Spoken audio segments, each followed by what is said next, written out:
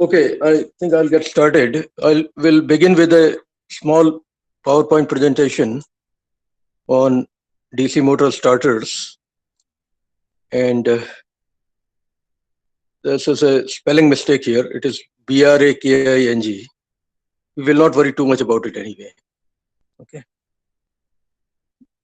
So things that I've been telling you about starting problems with DC motors are mentioned again here.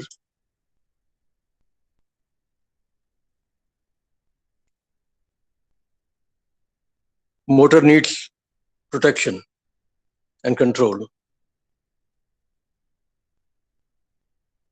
If very large current goes into the motor, the motor will be damaged.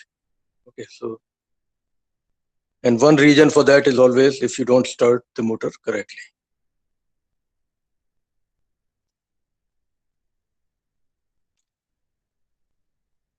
Okay.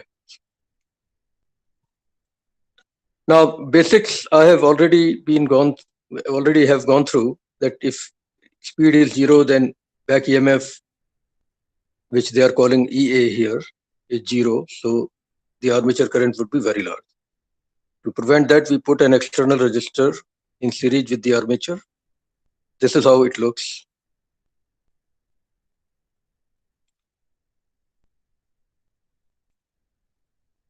We have a resistor which is not continuously variable, but which has taps coming out. So fixed values and several fixed values of resistance are available depending on which tap you are using. Initially, you put maximum resistance in the armature, and then as motor starts picking speed, you gradually reduce that resistance. Okay. Basic idea is not that difficult. How many resistor segments, etc., is all a matter of practical detail, depending on the motor you are trying to design the starter for. Bypassing some contacts means the resistance would become smaller. That's how they are doing it here.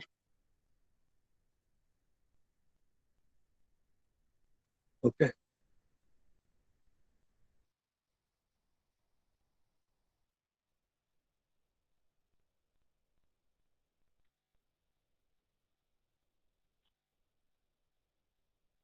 Normally, the rated current mentioned on the nameplate of the motor is something that you can easily exceed by 200% without damaging the motor permanently. So that guideline is used, but again, you better double check the operating manual of the motor before doing your starter design. Okay, theory is simple. It's all Ohm's law. We have solved one problem already, and we will solve one more. So you can go through the theory. It's not that difficult. Important thing is that you need a very high resistance to begin with, and at the end, a small resistance will do. There's a numerical problem here also.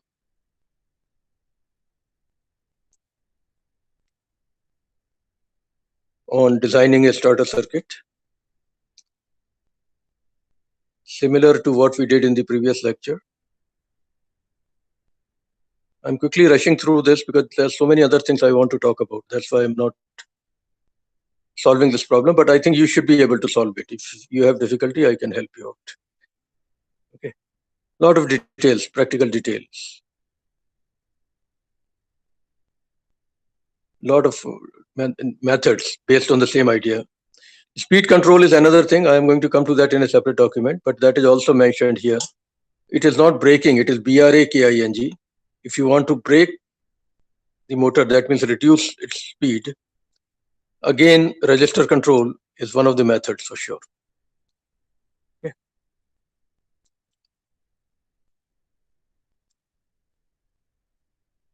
So that's the PPT that I wanted to begin with. Now, the second PPT is more specific to starters themselves.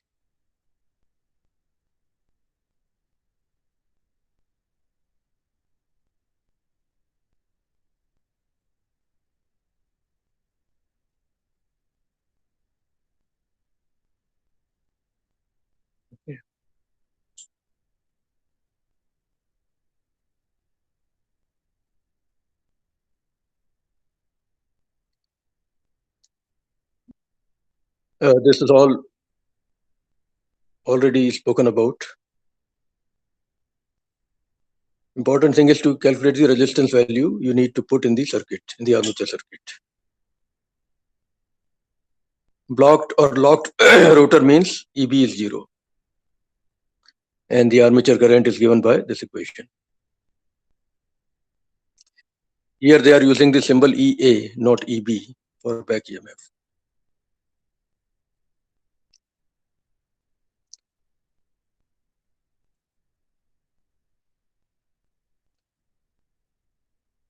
There are two methods possible, I suppose, to start the motor. You apply a small voltage in the beginning, then you don't have to worry about putting a series resistance in the armature. Or the second method, which is more common, is that you put high initial resistor and then reduce the value of the resistor as motor picks up the speed. Because voltage available to you is generally fixed. You cannot change it too much. This is the implementation. There are 1, 2, 3, 4 taps from this resistor. Initially, you see carefully the terminal voltage VT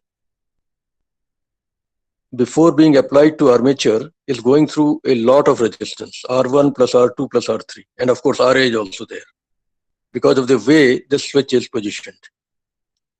So very high resistance is there to begin with, R1 plus R2 plus R3 and RA on top of it, which is very small anyway. Then when as motor, this will help in getting the motor started. As motor starts picking speed, you want to reduce the resistance in the circuit. So you move the switch to the second position and then the third position. And the last position generally we avoid because we still want to have some resistance in series for protection purposes. So this is how it is done in practice. You begin rotating the switch from one position to the next as motor is picking speed. It's a manual control type of resistor. Automatic control is also possible.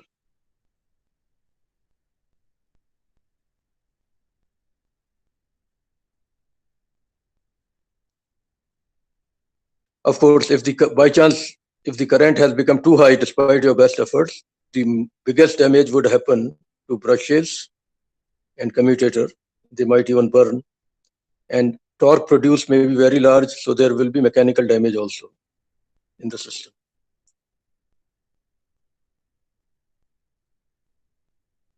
This problem we have solved already in the previous class. So I'll quickly rush through it. 56.2 ampere is the rated current. 200% of that is twice this. RA is given, RF is given, and we did the calculation in the previous lecture. The required resistance was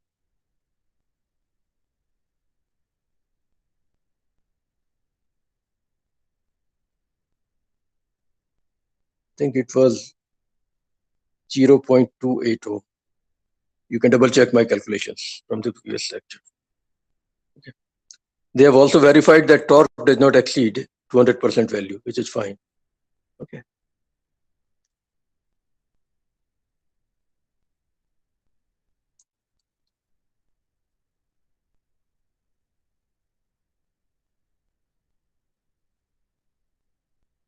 Okay, resistance was 1.83 ohm, sorry, not 0.2. That was the value we also calculated.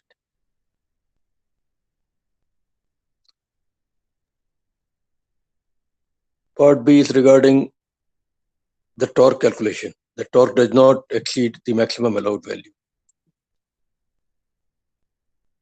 Okay.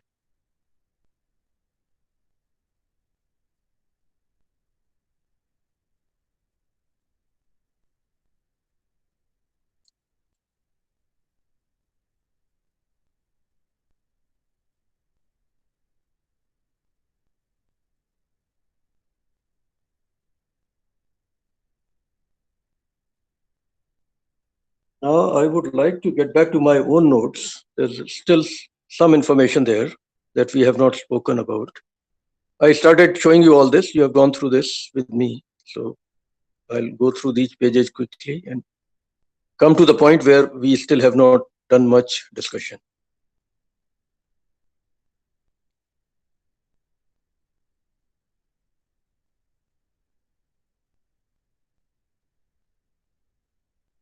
Yeah, we did all this, so let's move forward.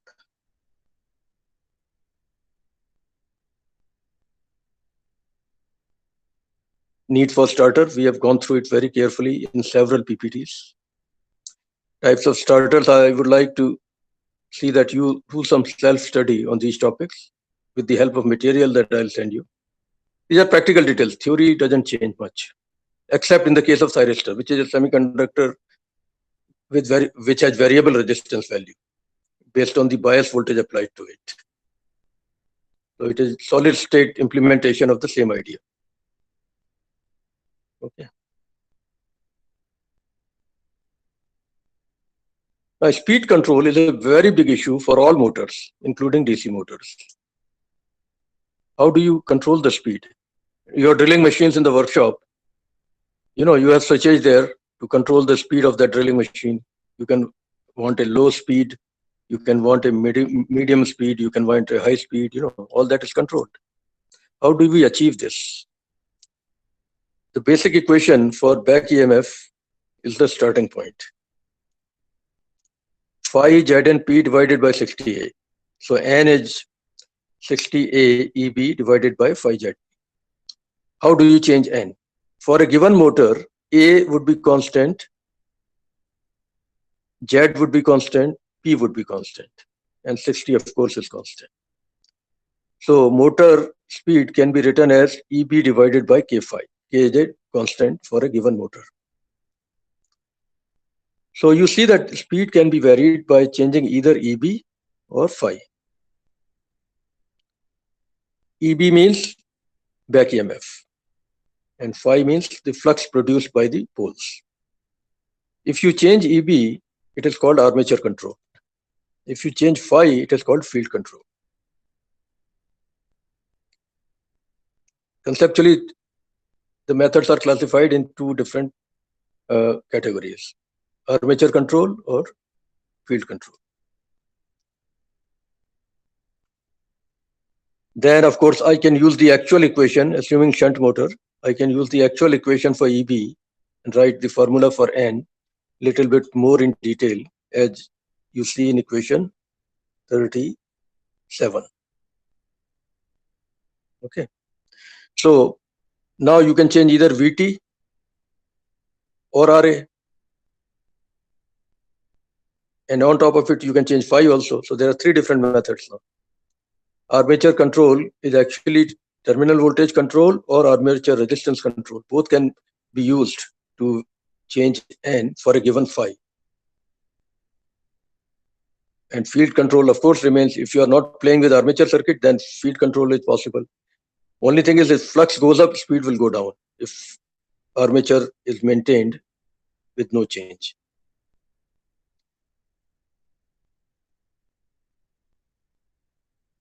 So that's what I'm trying to tell you here.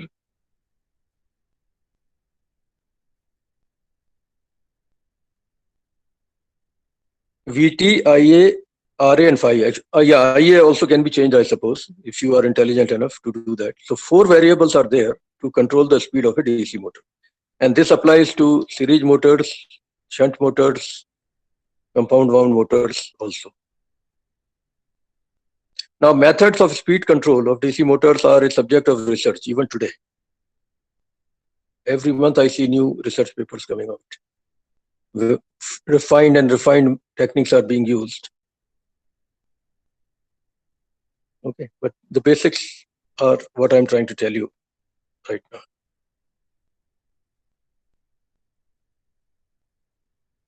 By varying the terminal voltage, by adding a variable resistance or external in series with the armature resistance. This is almost like the method we use for starting the motor. Same method can be used for speed control also. And the third possibility is vary the flux per pole. The first two fall under the armature control category. I told you that already. And the third one falls under field control category. Combinations of these methods are also frequently used. Most methods use combinations of these two concepts.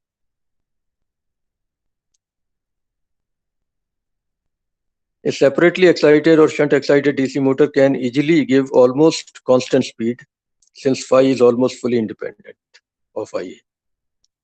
This is the motor which is used for drilling.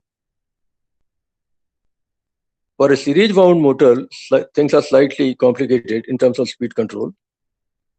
Look at the equation carefully. IF and IA are the same. So the equation for N becomes what we see in equation 38. So N is given by this reasonably complicated equation, which is equation 40. Fortunately, RA is very small, so we can ignore the second term on the right-hand side. So N is almost given by Vt divided by some constant multiplied by another constant multiplied by IA. So speed is almost inversely proportional for a series motor. Speed is almost inversely proportional to armature current, as long as terminal voltage remains fixed.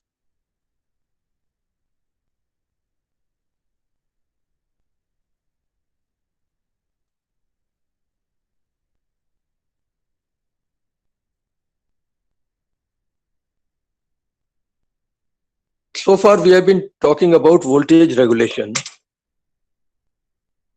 Something called speed regulation is also defined for motors. Full load speed, actually, it should be no load speed minus full load speed divided by full load speed, and the whole thing multiplied by 100. So yeah, this will be, you take the magnitude of whatever is written within the brackets. That gives you speed regulation in percentage. You want speed regulation to be not very large, 5 to 10% at the most. This is a parameter which defines the performance of a given motor.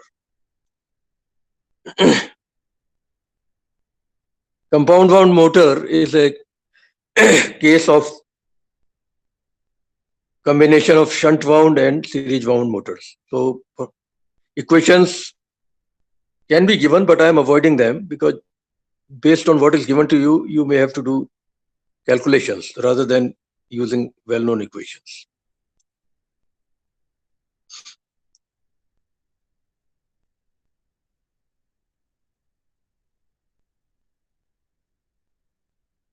Now, the last topic for DC motors is performance characteristics. How is a motor assessed, evaluated by the customer? There are two categories of characteristics the customer would like to know. One is electromechanical characteristic and the other is mechanical characteristic. Under electromechanical characteristics, we have torque versus armature current and speed versus armature current. Under mechanical category, we have speed versus torque. This, by the way, applies to AC motors also. Now, I have done a lot of analysis here. You may not want to do everything, fair enough. But for each kind of motor, I have tried to figure out formulas for predicting the performance characteristics. For instance, if you are dealing with a separately excited DC motor and ignoring mechanical losses, mechanical power will be same as electrical power, which is EBIA. And I put the value of EB using this well-known formula. And omega is 2 pi n divided by 60. I simplify the result. What I get is torque almost proportional to armature current in case of a separately excited motor. Of course, this will not go on forever. If torque is too large, motor might break down, or even something before motor breaks down, even heating may occur and you may have to stop the motor. So these things have to be taken with practical limits.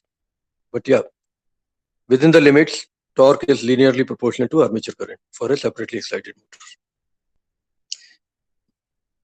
After armature current exceeds a certain practical value, torque will start saturating, and motor may even start showing heat production too much. So you stop basically.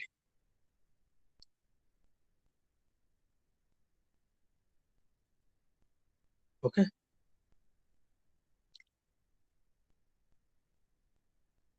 Now, speed versus armature current, I tried to figure it out again using well-known equations. It also turns out to be a linear equation. N is given by equation 49. KB is a constant, Vt, let's assume, is a constant. Terminal voltage is not changing, suppose. Then it is approximately a linear relationship between N and Ia, but a minus sign comes in and all that. So what happens is, practically speaking, you will see that N, because Ra is a very small value for all practical cases. So if Ia is very small, the second term on the right-hand side of equation 49 is almost negligible. You will see Vt divided by Kb as the speed of the motor. But as Ia picks up, it becomes larger, the second term starts affecting the result. So you will see a gradual decrease in the speed from the no load value. It may not be too bad for separately excited motor. By the time you hit full Ia value, speed may drop by say 5 to 10%. Still not too bad. Separately excited motor gives you a reasonably constant speed. The speed regulation is generally not very large. Okay. Now the last one is the mechanical characteristics, speed versus torque. This is reasonably easy to figure out. Speed is proportional to 1 upon torque. Because omega is proportional to 1 upon torque. You can figure it out. So what you get is something like this, within limits. As torque increases, speed goes down a little bit for a separately excited. Now, shunt excited motor is reasonably simple. Its results are very similar to those for separately excited motor. I have not done it, but it's available in literature. You can try to do it yourself. Series excited DC motor is a very different thing. Here equations are going to be a lot more interesting. Torque, of course, is given by the same equation, EBIA by omega, and omega is 2 pi n by 60. Unfortunately, Ia is now equal to If because it's a series connection. And phi is some constant multiplied by If. So that means same constant multiplied by Ia. If I put this phi value in the formula for EB and do some simplification, I get a torque equation, which is equation 56. You can check the details later. Torque is proportional to the square of the armature current in this case, which can be an advantage also, because initially when armature current is not very large, this motor would give you much bigger torque.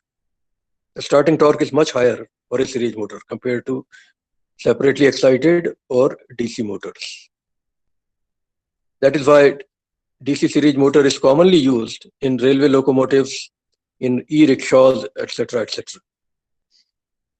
Even in high-speed bullet trains, initially it was being used. Nowadays, an AC motor, actually a universal motor has come around to take care of the problem of low starting torque. Locomotives need a lot of torque to start the train, So the shunt motor will not do the job for sure.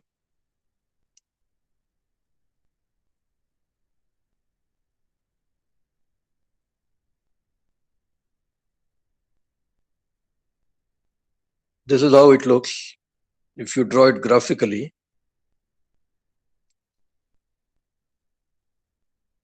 There's a practical limit, of course. You cannot push the motor too much. It will break, or it will burn. So generally in the operating manual of the motor, they give you the limiting current beyond which you should never go. And correspondingly, there will be a torque also that will be given to you. But within those limits, you can have a square law relation between torque and armature current. Now, speed versus armature current for a series motor. Again, I have tried to do these derivations. It turns out to be quite complicated. But what I got was something like equation 60. C1 and C2 are two constants for a given motor. So speed is going to fall as IA increases. And it will depend on exact values of C1 and C2, of course.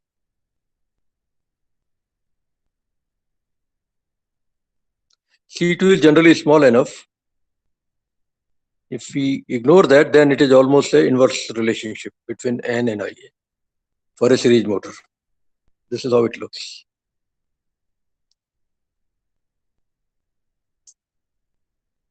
Speed falls drastically as armature current goes up. This is a disadvantage. This kind of motor cannot be used for drilling or for applications where constant speed is needed. Now, the third one is speed versus torque. Again, I have tried to derive this. I found that NTM product is almost a constant. So I get something like this here.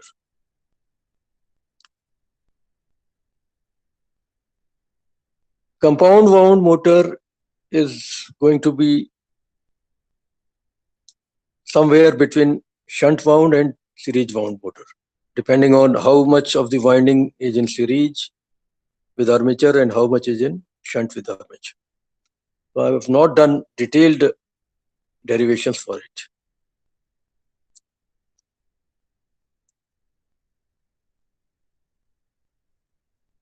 I'll send you an assignment on DC machines,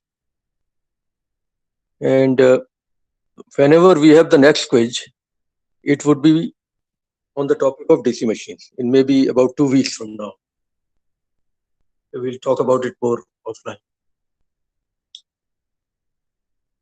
So that is almost what I wanted to do about DC machines. Now, AC machines, which are all around you, I'm sure you are using a fan right now somewhere. That's an AC machine. AC machines, in theory, are not that difficult because even a DC motor is essentially an AC motor. And a DC generator is essentially an AC generator. All you are doing is you are putting a commutator to convert the AC signal into DC. So if you take a DC generator and remove commutator, you should get an AC generator, single phase AC generator. Theory is simple. Remove commutator in a DC generator and you get a single phase AC generator. Unfortunately, AC generators are required to give large output powers. And what happens is, even if you remove commutator, you still have to pick up the voltage from the armature. So you need brushes, and rotating rings will be there, which will not be half segment, there will be full segment rings. I know you cannot probably visualize what I'm telling you. I'll show you PPTs next time, but try to understand that even if you remove commutator, you still have to pick up the AC voltage coming out. To do that, you need to connect brushes. And if you want to have large power delivery from the AC generator, it will have to run at very high speed because EB has to be high enough. At very high speed, having brushes connected, and that too when there is a large current going through brushes, is a very risky affair, practically speaking.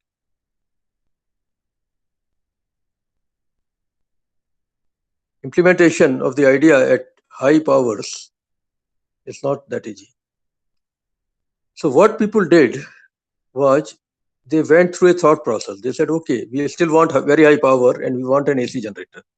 But we know that rotating part will have difficulty being connected to the outside world because it is carrying very high speed or very high current. And brushes may not be able to handle the situation. Brushes may burn out or accidents may happen, people may die. So we went back to Faraday's law. Faraday's law doesn't say that you should pick up voltage from rotating part. It doesn't say that. It simply says you should have a relative rotation between magnetic flux and the conductor. So why can't we reverse the functionality of the DC generator? And of course, commutator is not there. We reverse the functionality and do the job. Relative motion would still be there. Suppose I put poles on the rotor. Try to understand the concept. I put poles on the rotor and let rotor rotate. Poles will not need much large current to excite them. I can connect a small DC generator to feed the poles, the field windings on the poles, and rotation can happen. And stator is where I put the armature. Armature is the electrical part where the required electrical power is being produced. So it's a total paradigm change when we go to AC machines. We switch the role of stator and rotor. We put poles on the rotor and we put windings, armature windings on the stator. Relative motion is still there. So cutting the flux would still occur. But good thing is that you will be not needing brushes. You will be needing brushes, but they will not be connected to rotating parts. You will need some connection to stator windings. Maybe not brushes, maybe soldering will be fine. But there is no rotation involved in picking up large currents. That simplifies one of the practical headaches. I think it was Nikola Tesla who came up with this idea long time ago. And Edison built on that and popularized AC throughout the US more than 100 years ago. So this was the change in paradigm that led to AC machines being designed in a very different manner compared to DC machines. Especially, even motors, the same thing will apply. Even when you talk AC motors, same theory would apply. Okay.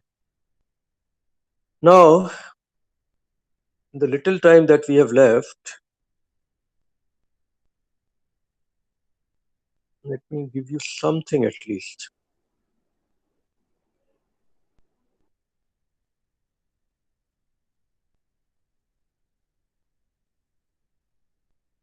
Not this one.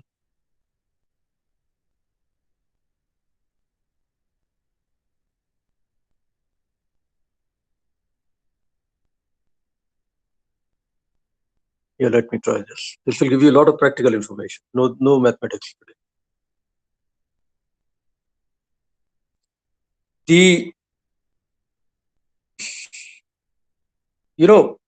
AC can be single phase and three phase. That is another complication we have to remember. Single phase AC generators, after switching the role of rotor and stator, are reasonably okay. We can handle them. But if you want three phase generators, which are known as synchronous generators, for a reason that I would make clear later. If you want three phase generators, the stator will have to have three phase windings with 120-degree phase shift between them to produce three phase signal. Rotor would be, of course, having only poles and will be fed through a DC supply or DC generator to energize the poles. But the stator will be a lot more complicated if you want a three-phase generator, which is also known as alternator. And a similar story will apply to three-phase motors also. Three-phase generators with their functionality reversed are three-phase motors. Industry needs three-phase motors a lot. Three-phase motors are known as synchronous motors. They run at constant speed. There's another kind of AC motors also, which are known as asynchronous motors or induction motors, which run at variable speed. The fan that you have got in your room is actually an induction motor. It's not a synchronous motor. And that's a single phase induction motor. I'm giving you all this popular information. We'll go through it systematically. Alternator is the name for a single phase or three phase AC generator. It's the commercial name. The input is mechanical power as usual, and output is three phase electrical power. We are talking three phase machine right now. For synchronous motor, it is the opposite, obviously. You will have three phase input coming in and mechanical rotation will occur. Three phase connection can be either star or delta. You know that already. In the synchronous machines, the rotor speed, remember rotor has poles on it. The rotor speed is equal to the speed of the rotating flux produced by the stator windings. I have not done the mathematics yet. What happens is when you have three phase windings with 120-degree phase shift among them on the stator, it produces a rotating flux inside the stator, which rotates at a constant speed called synchronous speed. And we make the rotor speed equal to synchronous speed. Rotor speed is the mechanical speed, capital N. Synchronous speed is the speed of electrical flux rotating inside the stator and being produced by the three phase winding. If we make these two equal, this is called synchronicity. Okay. That is why this machine is known as synchronous machine.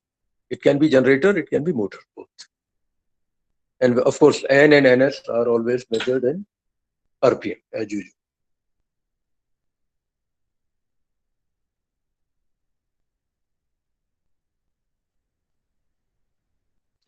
You can imagine this. Stator has three windings physically separated by 120-degree angle. In case of a motor, you give input to the three-phase supply, which produce a flux which interacts with the flux, which interacts with the conductors, with the poles, flux being produced by poles on the rotor. Actually, yeah, let's call it rotor. So in case of a motor, you have three-phase input coming to the stator, which has three-phase armature windings that will produce a rotating flux inside the stator. The poles on the rotor will produce their own flux, which will not be rotating. Now, nature doesn't like it that one flux is rotating and the other is not. So the other flux, which is supposed to be stationary, will also start catching up with the rotating flux. And that is how the rotor will start developing mechanical rotation.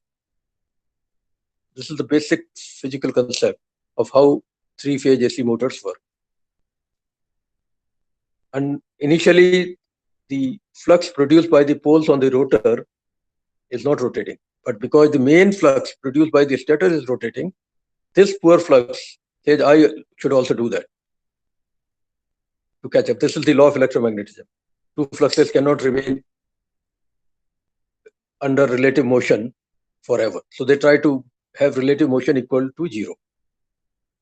So the rotor flux starts rotating. That means it indirectly starts telling rotor to rotate, saying you rotate so that I can rotate.